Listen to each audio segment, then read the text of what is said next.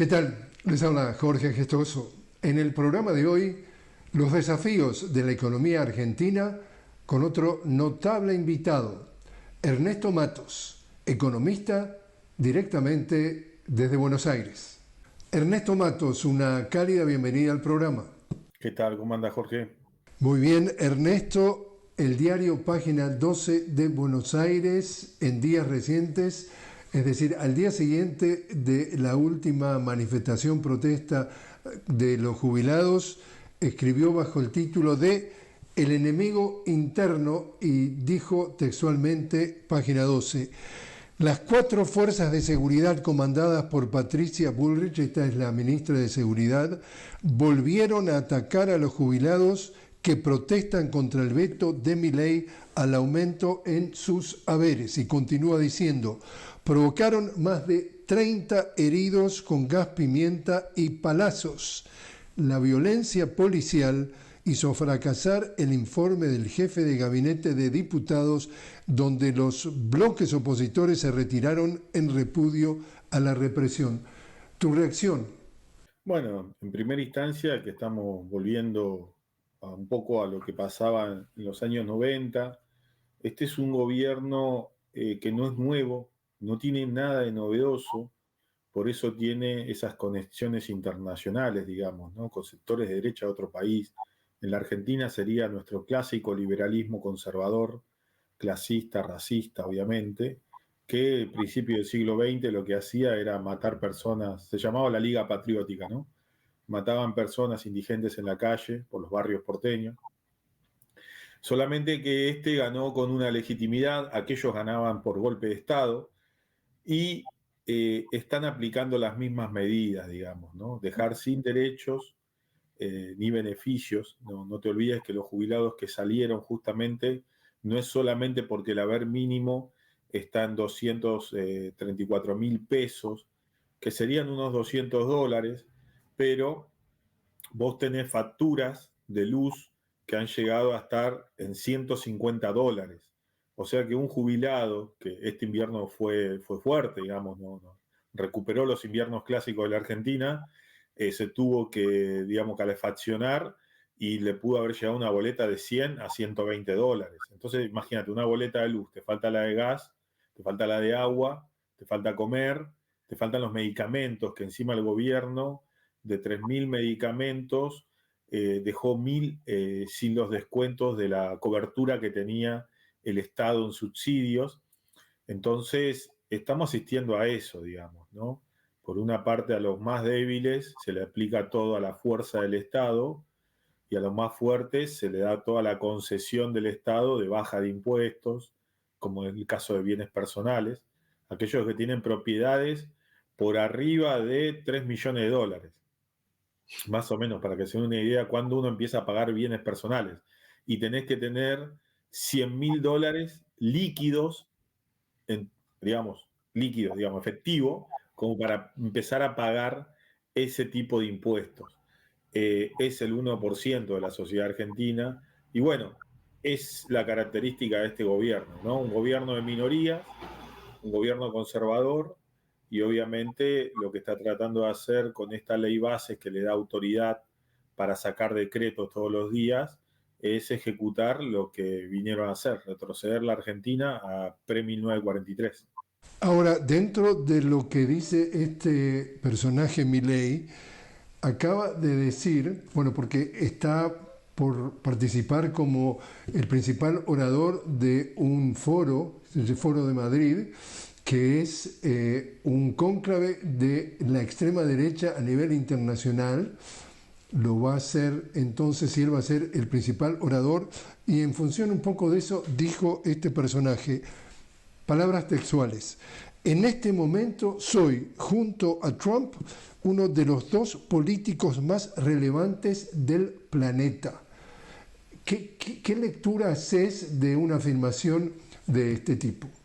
Primero vamos a aclarar, digo, algunas cosas de Milei. Es un economista recibido en la Universidad de Belgrano, es una universidad privada, no es de las más prestigiosas de Argentina, es importante porque es una universidad privada como tantas, no es un egresado de la UBA, de la universidad pública, tiene esta mirada un poco desde la economía muy a lo neoclásico, que le dicen que es lo que se estudia en la gran parte del mundo, que te plantea que la economía es la administración de los recursos escasos. Es falso. David Ricardo, en la primera hoja sobre teoría sobre el valor, lo había ya descartado, la idea de la escasez en la economía.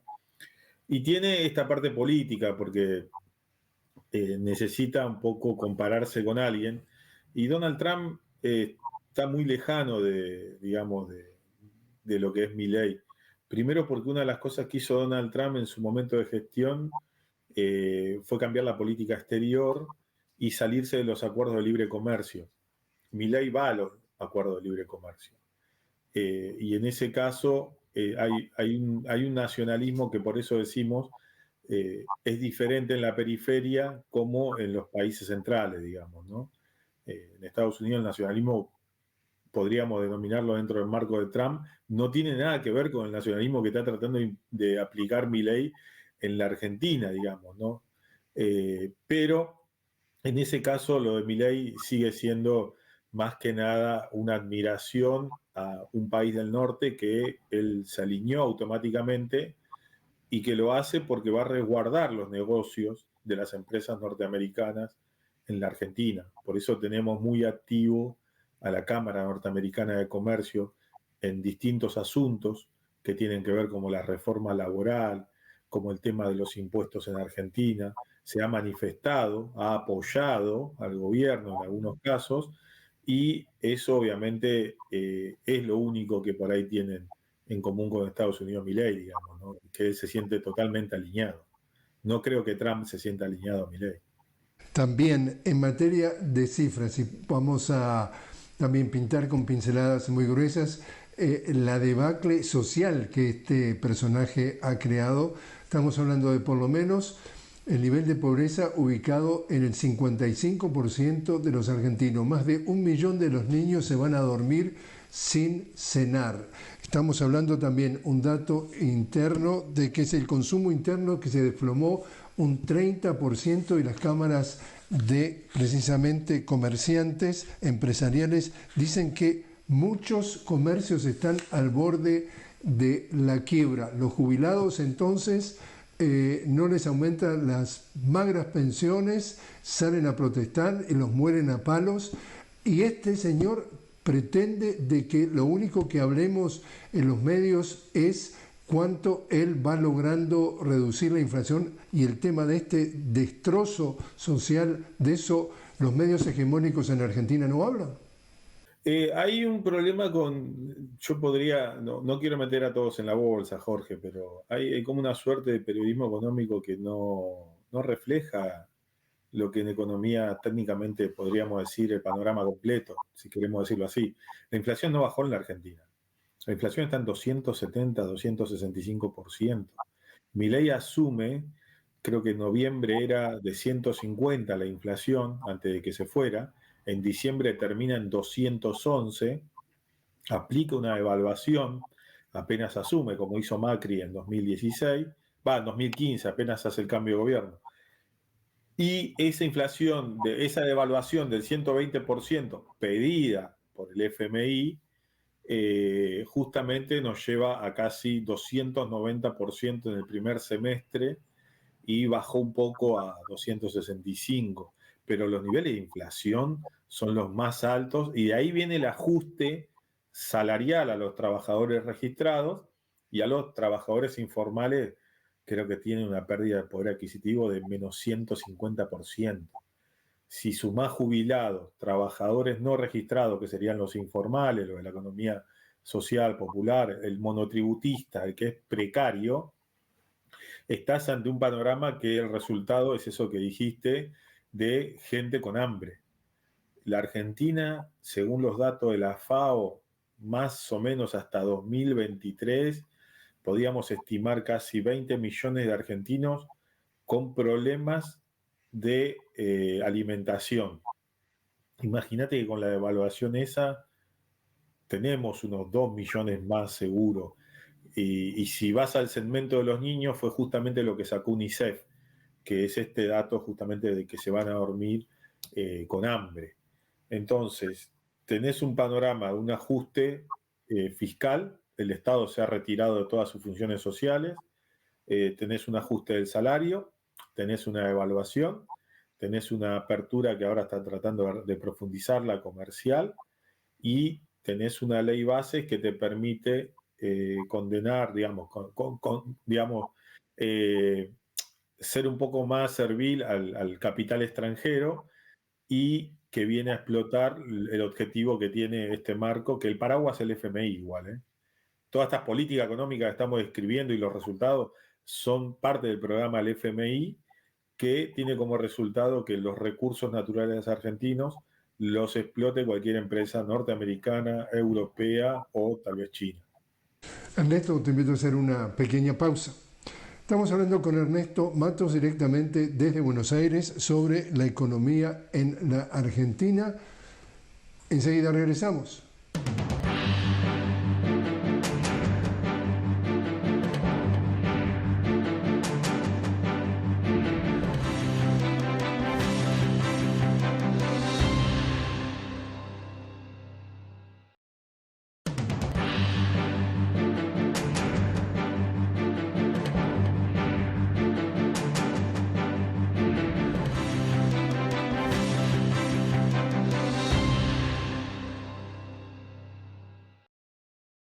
Continuamos hablando con Ernesto Matos directamente desde Buenos Aires. Ernesto, economista, estamos hablando sobre la economía en la Argentina.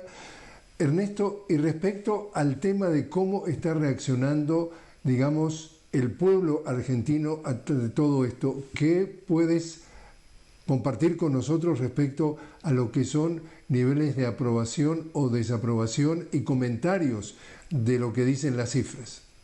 Bueno, un poco la situación todavía, bueno, hubo distintas manifestaciones desde el inicio del gobierno de Milei, ahora justamente la de jubilados se está concentrando la mayor atención y va a concentrar también mayor atención la del tratamiento del presupuesto universitario, que son dos sectores obviamente fuertes en la sociedad. Y si a eso hay que sumarle que también los sectores sociales de más bajos ingresos se han venido manifestando de distintas formas en la capital. Así que tenemos tres sectores que están organizándose constantemente para llevar adelante la protesta. El tema pasa porque justamente hay como una suerte de decir, bueno, hay que darle un poco más de tiempo. No nos olvidemos que Milei gana con un voto de 14 millones de votos, digamos, ¿no? Entonces, hay un sector todavía que cree que hay que esperar. Creo que el resultado es evidente. El resultado económico de esto es mayor desempleo. Ya lo vimos con los primeros datos en el primer cuatrimestre. Los datos oficiales marcan más de 100.000 puestos de trabajo destruidos en el sector privado. Si sumás sector público, son casi 120.000 puestos de trabajo destruidos, digamos. Esa persona está desempleada hoy. Después hay estimaciones sobre el impacto en la actualidad, pero bueno, estamos hablando de datos oficiales que los viene sacando un poco lento el Estado también eso. Entonces, esa desarticulación del Estado y estas medidas, obviamente, cuando veamos los datos de desocupación que van a empezar a crecer, más los datos de pobreza que nombraste, bueno, va a empezar, me parece, más de cara para las fiestas, uno piensa, porque uno hace como un balance. Che, ¿qué hice? ¿Hice bien haberlo votado? ¿No? ¿Cómo estoy? Pensando en las Navidades, pensando que uno se reúne con la familia y le gustaría tener una cena familiar. Hay que ver qué es lo que se pone arriba de la mesa, lo cual me parece que va a ser muy escaso. Y respecto a lo que tiene que ver, digamos, la política económica en relación a su relación con otros países. Por ejemplo, en días recientes también habló de que se unía a la filosofía del presidente neoliberal uruguayo Luis Lacalle Pou, de que se quería empezar a negociar fuera del Mercosur, no como bloque, sino separadamente, individualmente. Ese puede ser un indicio, pero respecto a otros aspectos de su economía relacionados con otros países del mundo. ¿Cómo lo ves? Bueno, sí, siempre fue un anhelo de los liberales argentinos. No nos olvidemos que Montevideo, en la época de Rosas, estamos hablando de 1831 al 53, siempre fue un reservorio de los que serían los contras, digamos, ¿no? El federalismo, del centralismo unitario porteño. Podríamos decir estos liberales conservadores. Aquellos eran un poco más serios que Milei. Lo que todos anhelaban era, y últimamente, en los últimos años, décadas, fue esto del modelo uruguayo. Ahora, yo vamos a dar un detalle al modelo uruguayo. Creo que el 75% de la carne que produce la exporta. Un 30% va al mercado interno. Está bien, es un mercado interno chico. Pero si eso lo llevas a la Argentina, hoy estás en un 30 que exportás al exterior de carne y un 70 al interior. Si la ecuación fuera 75-30, yo creo que esto, digo, se complica aún más. Porque lo que hubo en este tiempo también en la Argentina es que hubo un cambio en el consumo de carne, digamos, ¿no? Se está dejando de consumir carne vacuna y se está empezando a consumir carne aviar, carne porcina, y eso es un cambio que, aunque parezca sutil, es de relevancia para el argentino.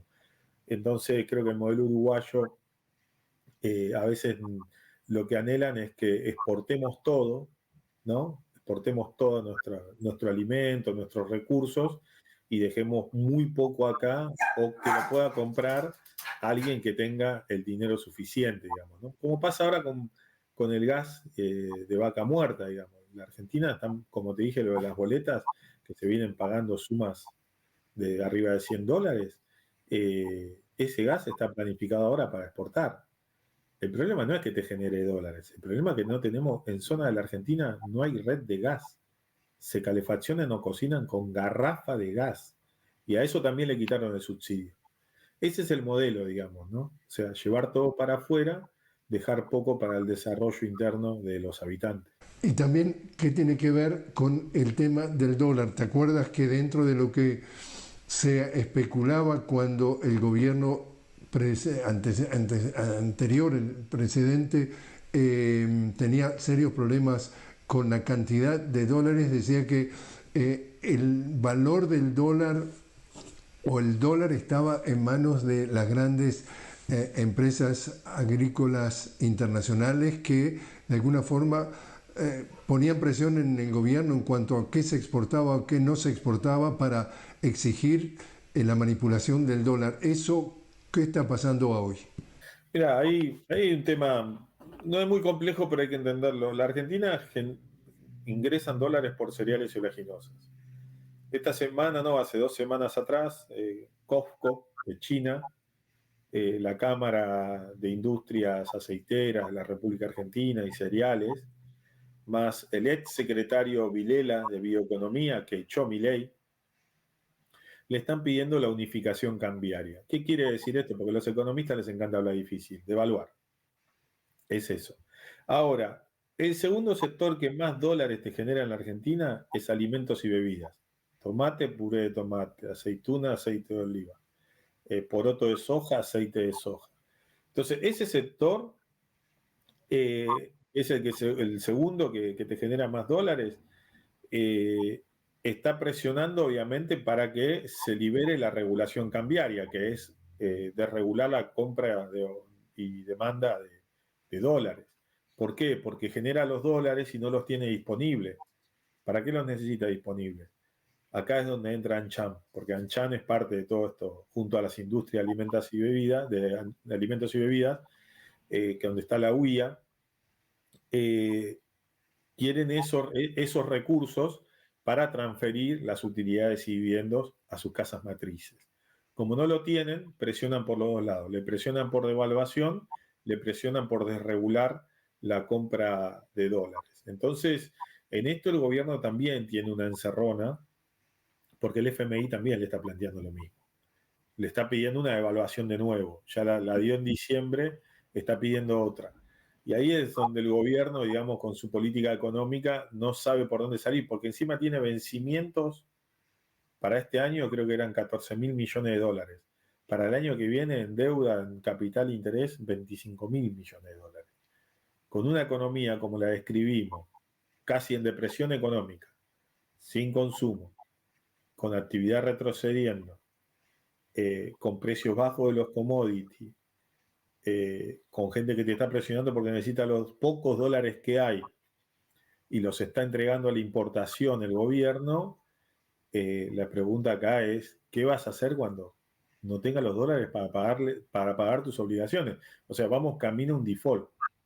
Y otra pregunta que podría salir entonces, Ernesto, es, ¿vamos camino a que este señor termine su mandato? No sé, es difícil predecir eso. Acá es como lo que veníamos hablando recién. El humor todavía, ya hay sectores sociales que se están organizando.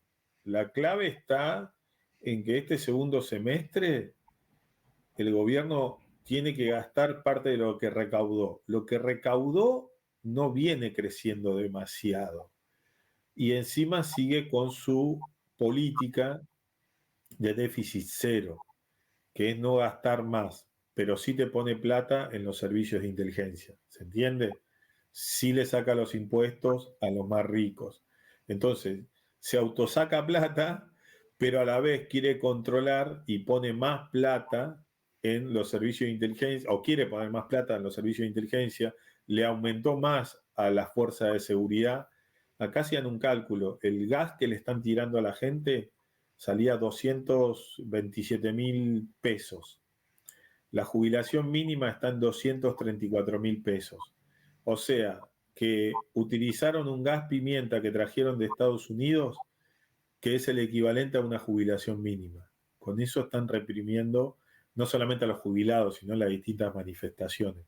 Fíjate qué es lo que está priorizando. Por eso ahí es donde no sabemos en qué momento esto puede complicarse más, porque ese gas pimienta que están tirando es muy, muy dañino, digamos, entonces como que lastima mucho a la gente. Así que, no sé, digamos, de acá al segundo semestre, ahí hay que ver en noviembre, diciembre, cómo está el humor social y qué balance hacen las familias argentinas.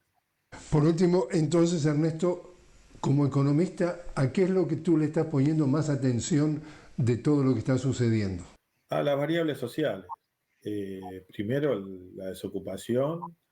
Segundo, al ajuste presupuestario que hay en determinados, digamos, sectores. En este caso, lo que pasa es que los jubilados, el gasto social representa el 60% del presupuesto. Entonces ahí vos tenés transferencias sociales, llámese planes de trabajo, llámese jubilados, llámese subsidios por medicamentos. Lo que está haciendo el gobierno es pedirle a cada área del Estado qué pueden recortar. Y eso es su plan, digamos, de desarrollo que tienen, digamos, involucionar a la Argentina. Y esto lo vamos a ver más claro, ¿sabes cuándo? El 15 de septiembre, que tienen que entregar el presupuesto nacional de 2025. Ahí vamos a ver materializado lo que estamos hablando ahora. El ajuste del gasto social, que es justamente los sectores que no son casta. Ernesto Matos, muchísimas gracias por haber estado con nosotros. No, no hay por qué. Un saludo a todos.